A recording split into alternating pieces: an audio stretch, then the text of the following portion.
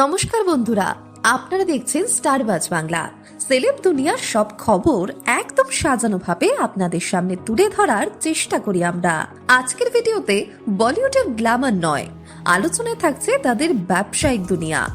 কারণ অভিনয়ের পাশাপাশি বহু অভিনেত্রী আজ নিজের ব্র্যান্ড চালান, কিন্তু সেই ব্র্যান্ডগুলোর আর্থিক স্বাস্থ্য কেমন, কারা লাভে আর কারা টানা পড়ে নেই, চলুন একেবারে শুরু থেকে সাজানো ভাবে দেখে নেওয়া যাক। দীপিকা পাড়ুকোন 82 ডিগ্রি ই। বলিউডের শীর্ষস্থানীয় অভিনেত্রী দীপিকা পাড়ুকোন অভিনয়ের পাশাপাশি নিজের ত্বক পরিচর্যার ব্র্যান্ড 82 ডিগ্রি ই নিয়ে বেশ সিরিয়াস ছিলেন শুরু থেকেই।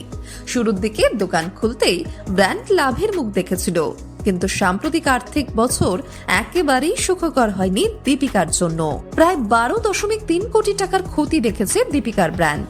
গত বছর ব্র্যান্ডের বার্ষিক আয় ছিল প্রায় 21.2 কোটি টাকা, যা কমে দাঁড়িয়েছে মাত্র 14.7 কোটি। ব্র্যান্ডকে লাভের মুখ দেখাতে দীপিকার টিম খরচ কমিয়েছে, মার্কেটিং আরো শক্ত করেছে, তবুও ফল খুব একটা আসেনি। তবে হাল ছাড়ছেন না দীপিকা। পরবর্তী আর্থিক বছরে কিভাবে লাভ বাড়ানো যায় সেই দিকেই এখন পুরো ফোকাস। ক্যাটরিনা কাইফ, কে বিউটি। এবার আসা যাক ক্যাটরিনা কাইফের ব্র্যান্ডের কথায়। 2019 সালে সূচনা হয় তার প্রসাধনী ব্র্যান্ড কে বিউটির। শুরু থেকেই ব্র্যান্ডের প্রতি মানুষের আগ্রহ বেশ নজর কাড়া। শেষ আর্থিক বছরে ক্যাটরিনার ব্র্যান্ড করেছে 45% লাভ। দামি বা সেলিব্রিটি ব্র্যান্ড এই ট্যাগের বাইরে গিয়ে গ্রাহকদের সঙ্গে একটা সম্পর্ক তৈরি করেছে কে বিউটি। ক্যাটরিনার সাজগোজের স্টাইলে যেন ব্র্যান্ডের আত্মা। কৃতি সেনন, হাইফেন। বলিউডের আরেক জনপ্রিয় মুখ কৃতি সেননও পিছিয়ে নেই। মাত্র 2 বছরেই তার ত্বক পরিচর্যার ব্র্যান্ড হাইফেন তৈরি করেছে এক বিরাট চমক।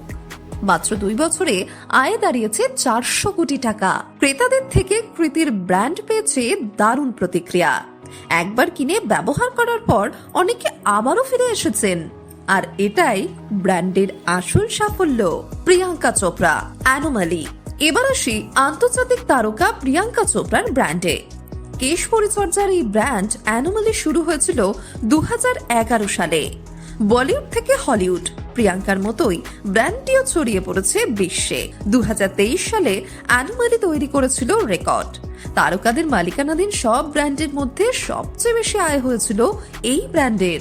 2024 সালেও ব্র্যান্ডের সাফল্য অব্যাহত থাকে, এমনকি লেডি লাগার ব্র্যান্ডকেও পেছনে ফেলে দিয়েছে অ্যানোমালি। অনুষ্কা শর্মা, নুশ।